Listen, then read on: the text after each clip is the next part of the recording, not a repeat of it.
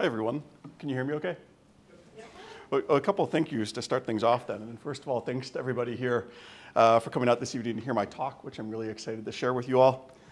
I gave an early version of this paper in March at the conference of the Society of 19th Century Americanists. And so I want to thank also my co-panelists there, who are Susan Gilman and Shirley Samuels, and that panel's audience for their comments and questions, which helps me develop some of the ideas that I've got here.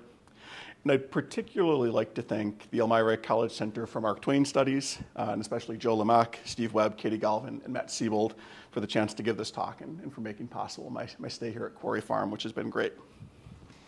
So here we go. My talk tonight is titled Mark Twain, the Novel in 1492. What if we considered Mark Twain not just as a novelist, but as a novel theorist? That is to say, what if we thought of Twain as an intellectual trying to write not just individual novels, but also trying to understand the operations of the novel genre, especially its historical origins, its formal qualities, and its aesthetic and political possibilities? I understand, of course, that it might seem counterintuitive to present Twain as interested in something that sounds so much like academic literary criticism. After all, as Matt Siebold has reminded us in a recent episode of the American Vandal podcast, Twain once remarked that the trade of the critic is the most degraded of all trades, and that the critic's symbol is the tumblebug, a sort of dung beetle. And as a critic, I have to say, ouch. Still, as Siebold and others have noted, Twain did on occasion write criticism about novels, perhaps most notably his 1895 essay Fenimore Cooper's Literary Offenses, which is to say he did have some interest in thinking through the way novels did and should work. My suggestion today is that we find an effort to think through the novel genre's origins, inner workings, and possibilities, an effort to theorize the novel, in other words, in Twain's number 44, The Mysterious Stranger, and in a few other manuscripts from the closing years of his career. These late fictions, I offer, are novelistic efforts to theorize the genre of the novel. Now, by focusing my attention on matters of literary genre and form, I don't mean to turn my discussion away from history and to suggest, as some have, that Twain's late writings amount to an effort to escape the social issues of his day. Far from it. My argument here will be that Twain's foray into novel theory required him to grapple with several complex historical matters, especially the consequences of the European arrival in the Americas in 1492, the history and politics of secularism, and the practice of translation. Accordingly, my lecture this evening will be made up of three parts. One on Twain's thinking regarding 1492's legacies, another on his discontent with secularism, and a third on his engagements with translation. Now, these topics might at first glance seem unrelated to one another, but Twain's writing, much in the manner of some contemporary scholarship, suggests their connections, especially the ways histories of secularism and practices of translation buttress and challenge in often unexpected ways the cultures of post-1492 colonialism in the Atlantic world. Indeed, precisely because Twain thought about the novel genre in relation to interlocking histories of translation, secularism, and hemispheric conquest, his work helps us to respond to a call recently made by Nancy Bentley in a special issue of American Literary History on democracy in the novel in the US. Bentley writes that we will need to revise both the cosmographies and the geographies that are shaped our accounts of the novel in the Americas if we want to enlarge its potential as a form of democratic thought. What I'll be suggesting tonight is that Twain, particularly late in his career, was searching for a novelistic form that could be a democratic counterpoint to the inequalities of the modern and colonial world that took shape in the wake of Columbus's voyage across the Atlantic. In short, I argue, Twain came to be a novel theorist of colonial modernity. Now, to pursue this line of argument, it's first necessary to recall Twain's abiding interest in 1492 and his legacy. and its legacy. We know that Twain was familiar with a substantial number of books describing the history and central figures of the conquest of the Americas in the early modern period. Twain read about the conquistadors' arrival in this hemisphere in John Fiske's 1892 History, The Discovery of America, with some account of ancient America and the Spanish conquest. And Twain read about Columbus in particular in Charles Carleton Coffin's 1878 The Story of Liberty, and in Frederick Albion Ober's 1906 Columbus the Discoverer, amongst other biographies, including probably also Washington Irving's long best-selling 1828 A History of the Life and Voyages of Christopher Columbus. As a result of this reading, references to Columbus recur across Twain's writing, from 1873's The Gilded Age to 1889's A Connecticut Yankee in King Arthur's Court to 1897's Following the Equator. The assessment of Columbus's arrival in the Americas that Twain had arrived at by the last decades of his career is perhaps best expressed in the epigraph to the concluding chapter of 1894's Pudd'nhead Wilson, an epigraph that is presented as an entry on Pudd'nhead Wilson's calendar for Columbus Day. He writes there, October 12th, the discovery. It was wonderful to find America, but it would have been more wonderful to miss it. This statement challenges the idealized representations of Columbus and the celebrations of the legacy of his voyage that were in wide circulation in the late 19th century US, thanks in large part to romanticizing and idealizing biographies like Irving's. To be sure, Twain makes Columbus's landfall a world historical turning point. But for him, it was just, well, a bad one, a turning point whose consequences are so troubling that it prompts a micro-speculation about how wonderful post-1492 history would have been without it. I'm going to be arguing that this interest in 1492 and its consequences is quite central to number 44, The Mysterious Stranger. But the novel is not tended to be read in that way. That novel, left complete but unpublished when Twain died in 1910, unfolds in a late medieval town in Austria named Esseldorf, which translates to Assville in a Twainian translation joke. The novel is narrated in first person by a 16-year-old print shop apprentice named August Feldner. The main action of the plot follows the arrival of the eponymous mysterious stranger named Number 44 in the print shop where August works. Number 44 first appears as a boy roughly August's age, but he soon emerges as a fantastical figure capable of manipulating people's thoughts and actions, moving matter by non-physical means, communicating telepathically, and traveling across space and time.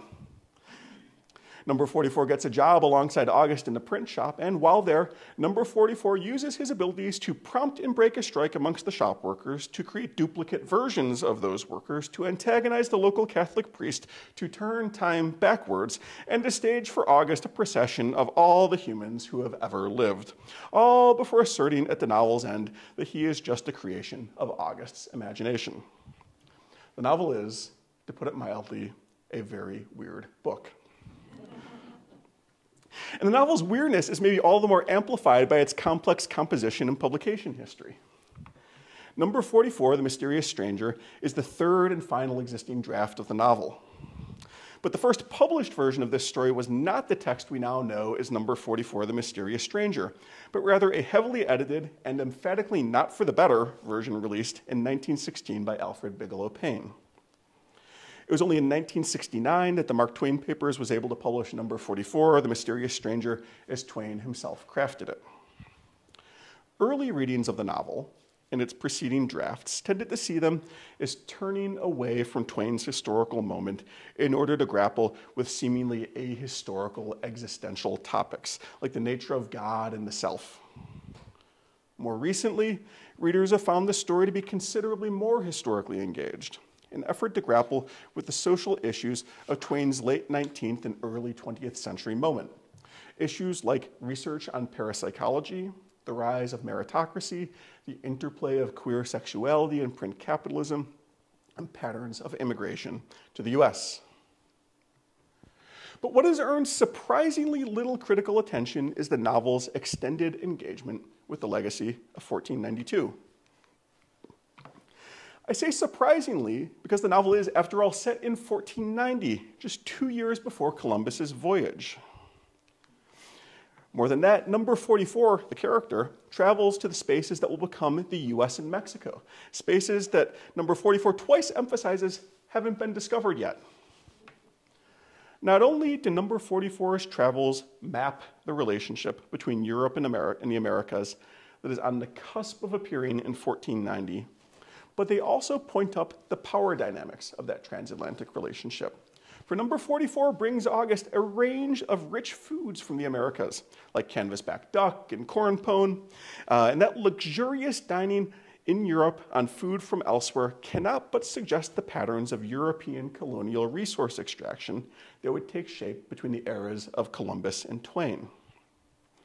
The novel, in fact, emphasizes the connections between that 15th century moment and Twain's modern moment through multiple references to early 20th century events, as well as through August's narrative voice, which, as a few critics have noted, speaks in the early modern period with later American speech, like when August refers to a decisive point made in an argument by one of his print shop co-workers as a sockdologer.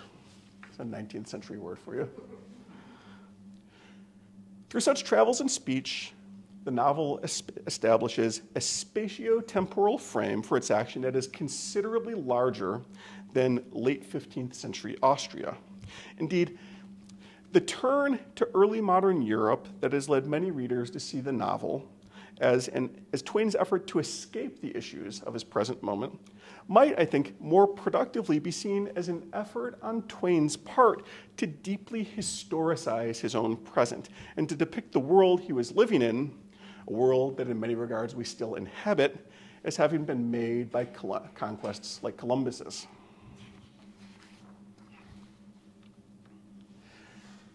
In this sense, Twain anticipates what has been termed the Americanity thesis, which was formulated by the sociologists Aníbal Quijano and Immanuel Wallerstein.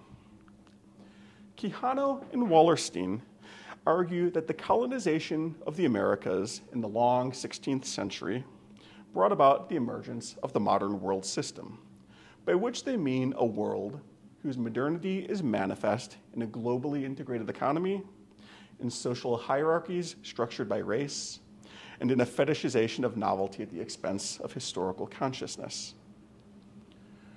The Americas could facilitate the emergence of this modern world order because they provided space as well as a chance to extract unfree labor and resources to an emergent core of capitalist powers in Europe.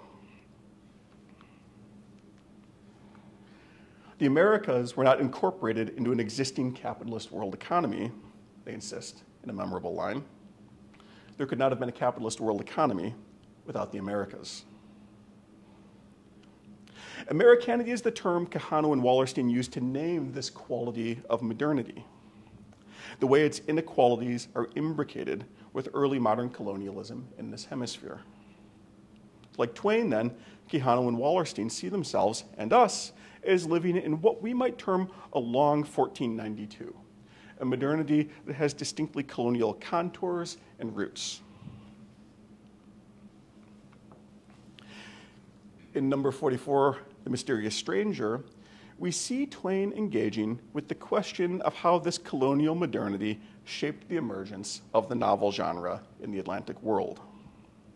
There are, of course, no actual literal novels in Twain's novel, but still, number 44, The Mysterious Stranger, takes up some of the touchstone concerns of 19th century novel theory, a body of thought whose very existence is often overlooked by critics, presuming that theories of the novel only started appearing in the 20th century. For instance, as Nicholas Dames has shown, 19th century novel theorists were highly interested in the individual and private act of novel reading. It's therefore notable that Twain has inserted, quite anachronistically, a reference to private and individual reading in the opening pages of his novel. There, we learn about how a Hussite woman named Adler gave the literate townspeople Hussite sermons, and Hussites are a group of proto-Protestants in the 15th century, all written out to keep for their own, and persuaded them it was no sin to read them. Now, the suggestion that these texts would be kept for their own indicates they're being read privately and individually, much in the manner of a 19th century novel, but at a 15th century moment when that kind of solitary reading was not common. As number 44, The Mysterious Stranger, begins, then we see Twain going out of his way to represent the touchstone interest in the novel theory of his time. And even beyond that, Twain's novel, being set in an enchanted print shop, focuses at a couple of points on the relation between original things and copies of them, and on the relationships between the print shop workers and their fantastically created doubles. The doubles are created fantastically by number 44. The novel, in fact, discusses the process by which an original is reproduced in aesthetic terms, as the printer's art. And I would say this focus on the reproduction of original and real things in art suggests something of an interest in aesthetic mimesis, an interest likewise manifest in the essays that Twain's friend William Dean Howells wrote as he was theorizing novelistic realism, as Howells was grappling with the question of, like, how do you represent reality in a work of art, in a work of literary art. So, while number 44, The Mysterious Stranger, reflects these broad trends in 19th century novel theory, this is why I think it's okay to say that, like, Twain is actually acting as a novel theorist here, its focus on 1492's legacy takes up topics explored by some critics with whom Twain was particularly familiar. For example, Brander Matthews, another late 19th century literary critic, began drawing loose connections between the emergence of the novel genre and the early modern conquest of the Americas in his 1896 book, Aspects of Fiction and Other Ventures in Criticism, which Twain owned. Matthews writes in a chapter of that book, and here's the quote, "If Cervantes was the father of the modern novel, we may wonder what he would think of some of his great-great-grandchildren. Cervantes grew to manhood with the sons of the conquistadors, with the men of iron who had won for Spain the golden lands of Mexico and Peru. What would he have thought had he foregathered with the Argonauts of 49, which is an 1849 book recounting the gold rush. Now, Matthews here is, of course, disturbingly celebratory in his commentary on the conquistadors, and that would have surely irked Twain given the critical take on 1492 that I discussed a few minutes ago. Likewise troubling in this passage from Matthews is the plain sexism that's built into his account of literary history, which he casts as this like paternalist affair in which women's authorship doesn't even earn a mention. But still, Matthews's book serves as a reminder that critics of Twain's day were readily thinking about the novel as a genre with a history, and as a genre whose history is related to the world historical transformations of 1492. And so in The Mysterious Stranger, we see Twain likewise taking up these questions of genre and history, albeit importantly, without Matthews's uncritical assessment of colonialism's unsettling violence. Now, we can see Twain linking the novel genre's rise to the arrival of Europeans in the Americas in the moments when August responds to number 44, bringing him food and knowledge from across the Atlantic. Each time, August is left yearning for knowledge of the social whole of this modern colonial world that includes not just Europe, but also the Americas, of which number 4 has given him just a partial glimpse. Consider, for instance, what August says following a discussion of corn pone, maize, and other foods from the Americas. He says, "Tell me a little more. Tell me a little more, 44, please. You starve me so. And I am so hungry to know how you will find out these strange marvels, these impossible things." And we see a parallel dynamic in the moment when number 44 begins discussing Mexico, but stops really abruptly, leaving August with only a limited portrait of that land. August then remarks, he, number 44, was always disappointing. I wanted to hear about Mexico. Now, in these comments, we can see how number 44's New World reports and goods expand the scale of the world that August inhabits. And it puts him in a position where he can't understand the social totality he inhabits, but he wishes that he could. Now, the way this yearning for totality on August's part relates to questions of like novelistic origins and operations becomes clear when we recognize the parallels and divergences between Twain's presentation of his novel's protagonist, August, and the theoretical description of the paradigmatic novel protagonist in Georg Lukács's famous book, Theory of the Novel. Lukács's book was nearly contemporaneous with Twain's. Theory of the Novel was published in 1916, just 8 years after Twain last worked on number 44, The Mysterious Stranger, and it would go on to be immensely influential in 20th and 21st novel studies. That's why it's worth taking as an interlocutor here, I think. One of Lukács's objectives was to specify what distinguished the novel from other genres. And to do so, he drew a distinction between the novel and what he took to be its major predecessor, the epic of the ancient Mediterranean world. For Lukács, the key distinction has to do with those genres' different relations to totality. Totality being Lukács's word for a social world that is complete, integrated, and knowable, and in which each person has a fitting place.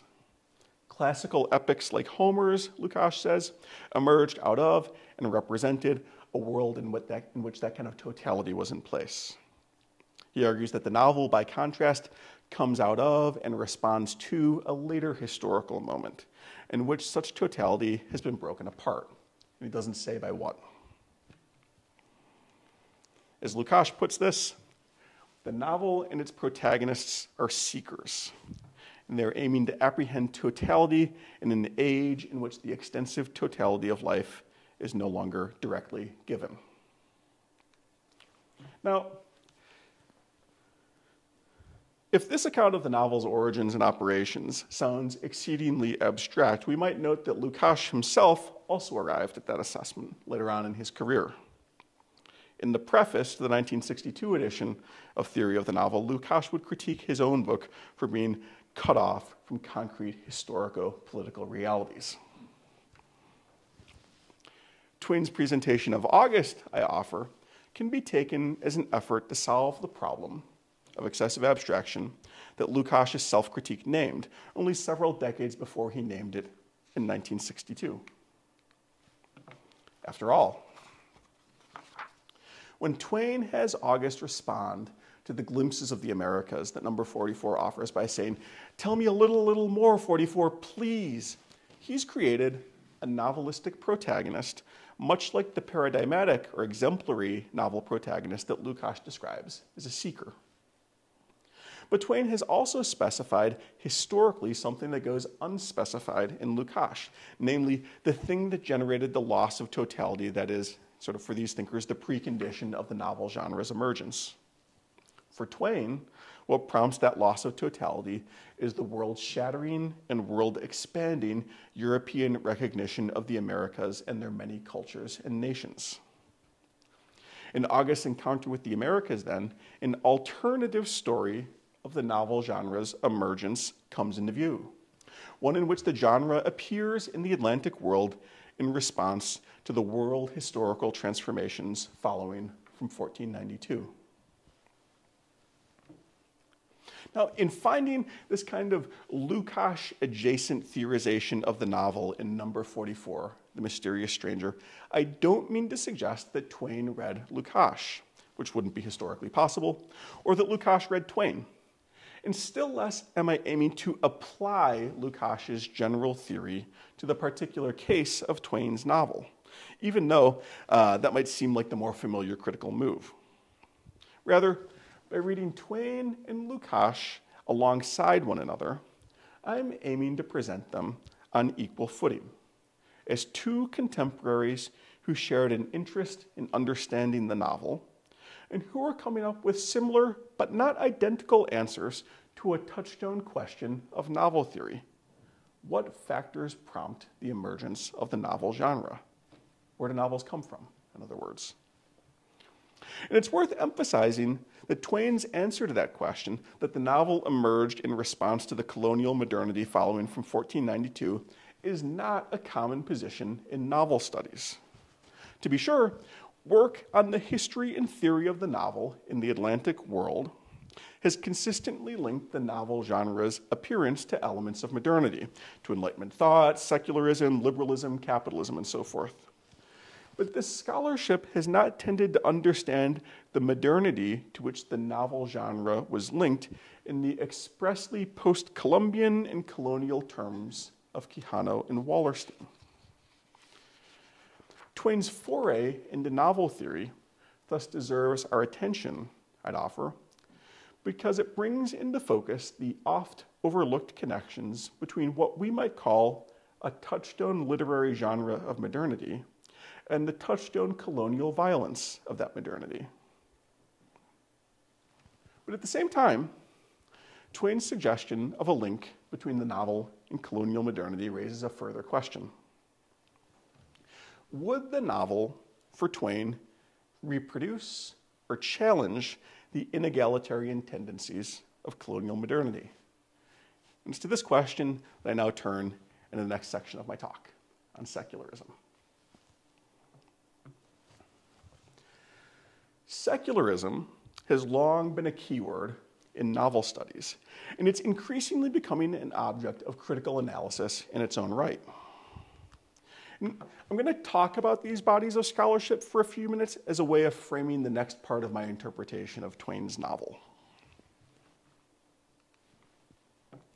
So the novel genre has been associated with secularism, at least since Lukács in Theory of the Novel asserted that the novel, which again for him responds to a loss of social totality, is the epic of a world that has been abandoned by God.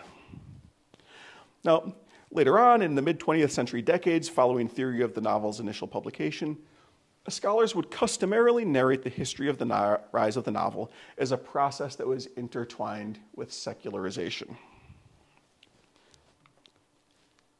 We might distill the essence of this sort of mid-century history of the novel, as one critic has recently suggested, like this. Once upon a time, the people of Europe read the Bible. Then, in the year 1700, Enlightenment dawned, and people put down their Bibles. They began to read novels instead. Tongue-in-cheek there. Now, recently, a number of scholars have been putting pressure on that story. They undo the alignment of the novel genre and secularism by calling attention to the novel's entanglement with religious print cultures and publication contexts, and they call attention to its frequent thematization of religious topics, like novels that are about religion, in other words. I think that scholarship has gone a long way towards understanding the complex interplay of novels and religion, but it hasn't yet put much pressure on the sort of novelistic secularism that Lukács's comments about the novel being the epic of a world that has been abandoned by God call attention to. When Lukács gives the novel this kind of a secular orientation, when he makes it the epic of the world abandoned by God, he's not suggesting the novel's distance from religious print cultures nor its avoidance of religious themes. Rather, he's spotlighting a particular formal dynamic, a thing he sees happening in lots of novels over and over again, something that's of a piece with the novel's totality-seeking disposition. Lukács says that the novel seeks, by giving form, to uncover and construct this concealed totality of life. So the novel has this formal tendency for uncovering, for exposing and demystifying, and that formal tendency shares a lot with common understandings of the historical process of secularization, as uncovering truths hidden by religion, exposing the falsity of religious belief, and demystifying the world. But this quality of the novel genre secularism has received comparatively less critical attention. Yet this novelistic inclination towards intellectual uncovering and debunking, I think, deserves further attention in light of recent scholarship on secularism. So, American studies critics have recently been drawing on critical appraisals of secularism by scholars in post-colonial studies in order to challenge some commonplace thinking about the history and politics of secularism in America. And here I'm thinking of the work of scholars like Tracy Fessenden, Peter Coviello, Jared Hickman, Justine Murison, amongst others. And the starting point for a lot of this work on secularization is a rejection of a widespread understanding of the historical process of secularization as a subtraction story. According to the subtraction story, secularism is the modernizing process by which religion is vanquished and subtracted from society. Secularism, on this account, is an expose, an uncovering, as Lukács might say, of the truth that's hidden by spiritual belief. But here's the thing. Scholars of secularism note, and many people can plainly see, religion clearly has not vanished from the world in the centuries since the European Enlightenment. And so we've got to ask, what is in fact happening to religion during the centuries of ostensible secularization? And the answer that is suggested by recent studies of secularism is that secularization has been fundamentally misunderstood. Secularization, these scholars suggest, is not about the supersession of religion, but rather about determining what forms of religiosity are going to be allowable in a modern liberal polity. It's about distinguishing good religion from bad religion, to use the terms of historians of religion. In the US context, Tracy Fessenden argues, secularization serves to move religious belief from public to private spaces in ways that reflect the norms of Protestant Christianity and that thus make Protestant Christian norms and practices appear culturally neutral. As she puts it, far from being a neutral matrix, the secular sphere as constituted in American politics, culture, and jurisprudence has long been more permeable to some religious interventions, and here she's thinking about Protestant Christian interventions, than to others.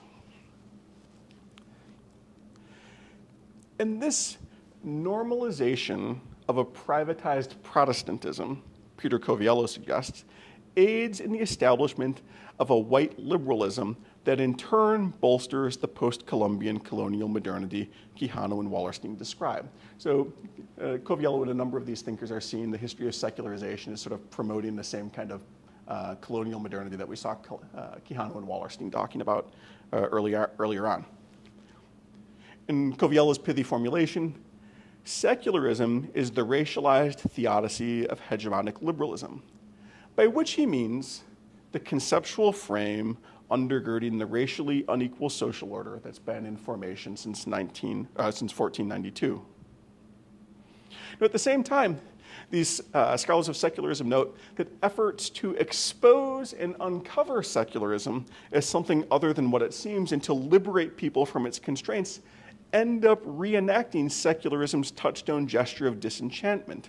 And so these secularizing efforts often claim a position of like exteriorized objective mastery over this process that they remain quite entangled in. And so taken together, this critical scholarship on secularism helps us see that the secularist gesture of uncovering a hidden hole that Lukács finds in the novel genre is really quite fraught with baggage. In particular, the genre's formal orientation towards uncovering the hidden runs the risk of reproducing the subtraction story of secularization that masks a type of Eurocentrism. As such, the novel might best distance itself from the cultural patterns of colonial modernity by arresting or somehow disrupting the secularizing impulse to know, to master, the totality in which it's embedded. And all this matters quite a lot to how we think about Twain, and especially the late Twain that's writing The Mysterious Stranger. Because in the years when Twain was at work on number 44, The Mysterious Stranger, he was himself coming to adopt a critical perspective on secularism that has a lot in common with these recent contemporary scholarly reassessments of the secular. And so those early 20th century years really bear out this recent scholarship on Twain and religion, which has found Twain to be less like the skeptical antagonist of religion and more of a nuanced analyst of religion-related issues. And a case in point is Twain's 1907 book, Christian Science. Which is a critical analysis of that religion and its founder, Mary Baker Eddy. Now, Twain's Christian Science has long baffled critics for its mixed contradictory-seeming assessment of Eddy's religion. The book is sharply critical of what he sees as Eddy's authoritarian tendencies, but the book is quite open to the efficacy of the non-medical, mind-focused healing practices that are a central part of Christian Scientist practice. But this mixed assessment makes more sense when we recall the rhetorical context of Twain's book. This is something Ashley Squires has recently shown, because the book is expressing Twain's concern not just with Eddy, but also his frustration with the rationalist and secularist debunkers who would aspire to entirely discredit Christian Science and its approach to healing. Twain, in fact, depicts the perspective of those who would dispel Eddy's ostensible religious falsities and uncover the reality they purportedly hide in the pages of his Christian Science book, where he writes, the impromptu reason that Christian Science would be no more than a craze furnished by the early prophets, those critics that he's talking about, of whom I have spoken, was this. They say there is nothing to Christian Science. There is nothing about it that appeals to the intellect. Its market will be restricted to the unintelligent, the mentally inferior, the people who do not think. So in these comments, Twain points to the secular outlook of these critics of Christian Science belief by having them see intellect and thinking as displacing religious faith. At the same time, he also undermines secularism's self-image as constituting this exterior, objective perspective on culture and religion by describing the secularist debunkers in religious terms as a prophet. For Twain, that kind of secularist expose of religion is really limited, for it fails to register the non-rational appeal of religion. It overlooks the psychological dimensions of healing that are crucial to Christian Science and to other faith-healing traditions. And it thus claims this kind of unwarranted position of intellectual mastery. Now, Twain's late career skepticism about secularist debunking is manifest in number 44, The Mysterious Stranger, in what I term scenes of incomplete secularization. These scenes feature an effort to uncover, demystify, or disenchant something that is These scenes feature an effort to uncover, to demystify, or to disenchant something that ends up being arrested or diverted before it can progress to an expose. And so they disrupt the drive to mastery, the urge to apprehend totality that critics find to be operating in both the novel genre and processes of secularization. The perhaps clearest instance of incomplete secularization in Twain's novel comes up just after a passage I discussed earlier, the one where August yearns for 44 to tell him more about the Americas. There, number 44 responds to August's request by saying that he, number 4, well, he said he was in a mood to enlighten me, August, and would like to do it, but he did not know how to go about it.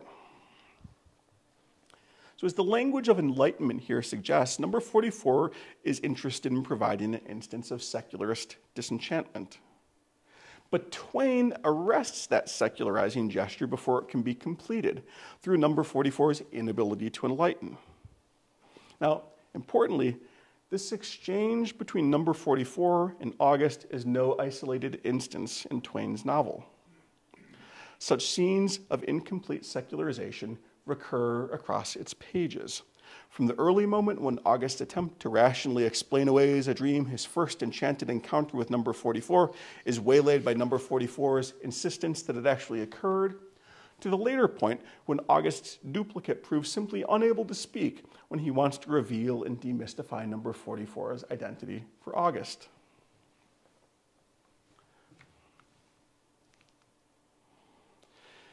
Now, the fact that one of the scenes of incomplete secularization that I just mentioned unfolds in relation to the Americas, in relation to number 44's inability to enlighten August about the hemisphere from which he has been bringing food and knowledge, suggests that there's some connection between Twain's mistrust of secularism and his recognition that a colonial modernity has been taking shape following the early modern conquest of the Americas. And this connection becomes clearer in the novel's last chapter, where I find an especially powerful scene of incomplete secularization, one that brings into focus how Twain's novelistic disruptions of secularizing exposés stand as a challenge to the cultural and social hierarchies of colonial modernity. In the final chapter, Twain has number 44 announced that the whole preceding narrative, and indeed the entire universe, are nothing but dreams conjured by August himself. Number 44 says, "I am but a dream, your dream, creature of your imagination. In a moment you will have realized this. Then you will banish me from your visions, and I shall dissolve into the nothingness out of which you have made me." Now, at first glance, number 44's comments might read as like this paradigmatic instance of secularist disenchantment, where he's suggesting that the seemingly magical elements of the preceding plot have a disenchanted human cause. What August has witnessed is not magic, but just the working of a dreaming human mind. But number 44's words are not exactly his. As a number of scholars have observed, his declaration of his and the world's dreamy fleetingness has a source in William Shakespeare's 1611 play, The Tempest, a play that had drawn Twain's attention at least since an 1876 exchange of letters about it with William Dean Howells. In Shakespeare's drama, Prospero declares in a speech following a play within a play that, like the baseless fabric of this vision, and here he's talking about the play within a play that just happened, the cloud-capped towers, the gorgeous palaces, the solemn temples, the great globe itself shall dissolve.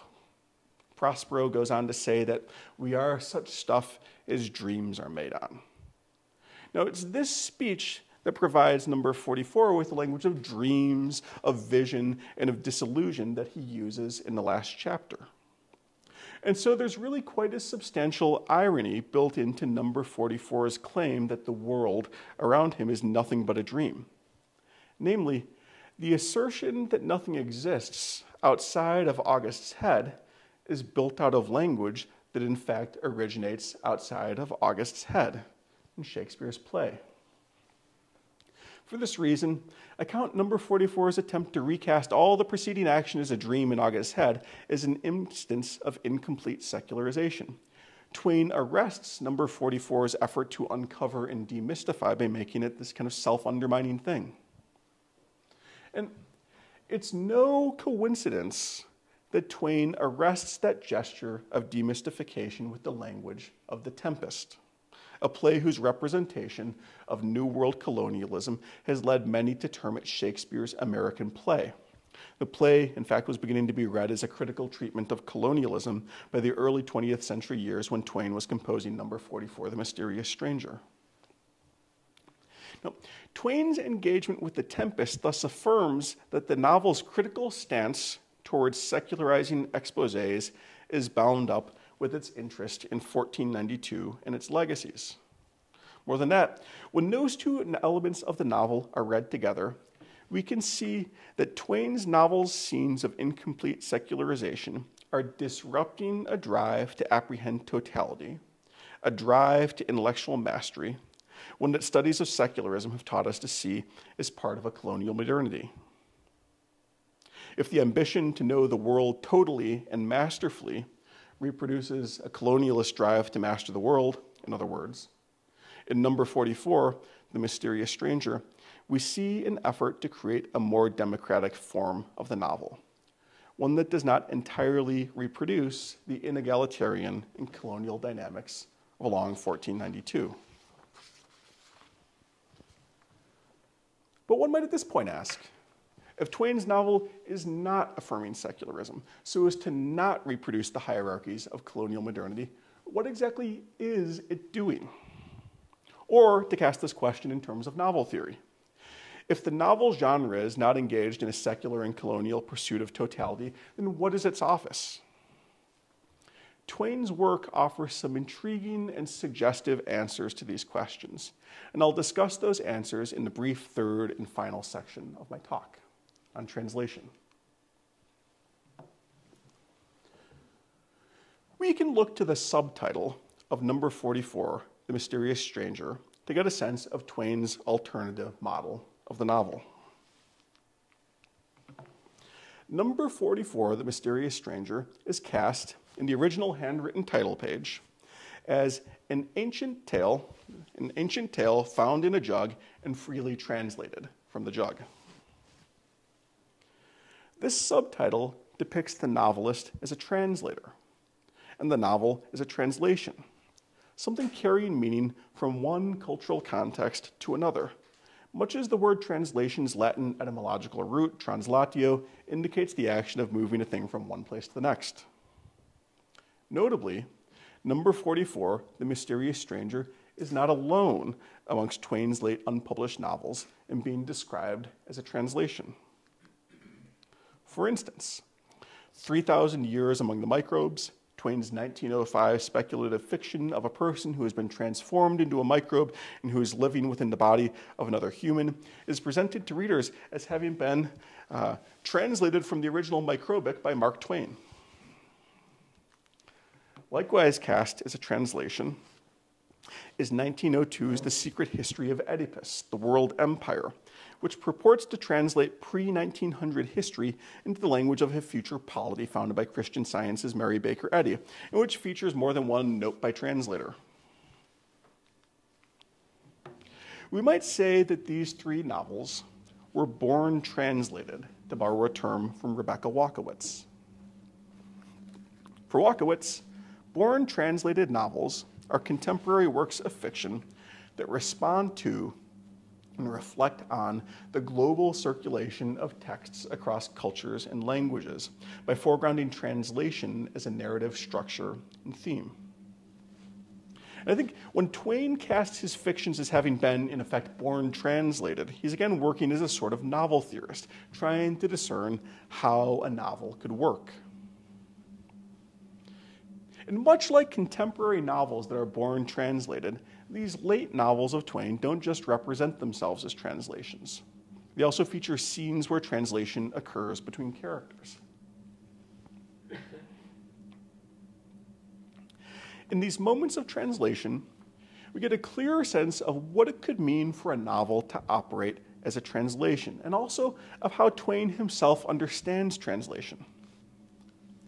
Consider a striking example from number 44, The Mysterious Stranger, the moment when a character named Emil Schwartz, a mysterious universe-traveling double of August created by number 44, tries to tell August about his interplanetary jaunts. August reports that he, Emil, often dropped phrases which had clearer meanings to him, but which he labored in vain to make comprehensible to me. Storytelling here appears as a form of translation, as an effort on Emil's part to carry ideas to August across sizable differences in language, culture, space, and time. It's especially striking that Twain has August describe these efforts at translational storytelling as in vain. Emil has to labor in vain as a translator, August goes on to explain. Here, I'll read this. Because they, the phrases needing translation, came from countries where none of the conditions resembled the conditions I, August, had been used to. So through these comments on Emil's efforts to communicate, we see Twain expressing an understanding of acts of translation as necessarily imperfect and necessarily incomplete, because the scope of the social and cultural differences over which, because of the scope of the cultural and social differences over which a translator has to carry meaning. And Twain's position on this, I'm going to note, is not unprecedented. It resonates with the thinking of a number of translators in history, from Sarah Winnemucca to Jose Marti, as well as some contemporary scholars of translation. So, when Twain is composing these born translated novels, while understanding translation as a necessarily imperfect effort to carry meaning across difference, he's creating a form of the novel that's responsive to his critical appraisals of 1492's legacy and of the related secularist urge to uncover and demystify that's at work in both Lukash's account of the novel and conventional accounts of secularization. I say this for two reasons. First, Twain's presupposition that translations are always imperfect and incomplete means that his novel as translation is not oriented towards claiming total and complete knowledge over the world it constructs and represents. Instead, Twain's translational novel puts less emphasis on constructing a complete world and gives more attention to the way particular voices and partial perspectives mediate, disseminate, and inflect information about that novel's world. Second, by casting the novel as a translation, as an act that presupposes difference, Twain finds a literary form that's not inclined to erase the radical cultural, social, and political differences that become apparent in the early modern encounter between European colonists and indigenous nations that continue to exist in the sort of post-1492 period we live in. Whereas a novel oriented, sort of a la Lukács, towards uncovering and apprehending totality would elide such distinctions as it subsumes the world into a single whole, Twain's translational novelistic form affords considerably more respect of difference. For these reasons, then, we can see number 44, The Mysterious Stranger, as an effort on Twain's part to imagine a democratic form of the novel within our colonial modernity. Now, so far, I've been discussing Twain's thinking about novels as translations with reference to a small handful of late-career fictions. But number 44, The Mysterious Stranger, The Secret History of Oedipus, the World Empire, and 3,000 Years Among the Microbes may have something in common with Twain's earlier writing. Indeed, 3,000 Years Among the Microbes starts to suggest as much, for that novel's narrator at one point begins going by the name Huck, thus forging a connection to Twain's most famous novel. So we might ask, if we understand translation as carrying meaning and information from one milieu to another, might we count Adventures of Huckleberry Finn as a translational novel? That book, after all, centers on Huck's efforts to bring his and Jim's story, or at least his limited understanding of it, from his world to the readers. And if one finds translation in Adventures of Huckleberry Finn, might that let us better understand the rich and complex relation between Twain's novel and Percival Everett's brilliant 2024 novel, James, whose title character's code switching surely counts as an act of intralingual translation from two forms within the same language? I raise these questions to suggest how translation might figure more broadly in Twain's writing, and in writing that responds to and draws upon it. What I hope to have shown here in this talk is that for Twain, such an interest in translation emerges in response to, in close connection to, his thinking about world historical transformations, like the conquest of the Americas following 1492 and the politically vexed unfolding of secularization, transformations that I think have created the world that we live in today. Twain's critical and creative engagement with these histories, which are still unfolding around us, is one reason why his work, I think, continues to deserve attention. So, thank you for listening.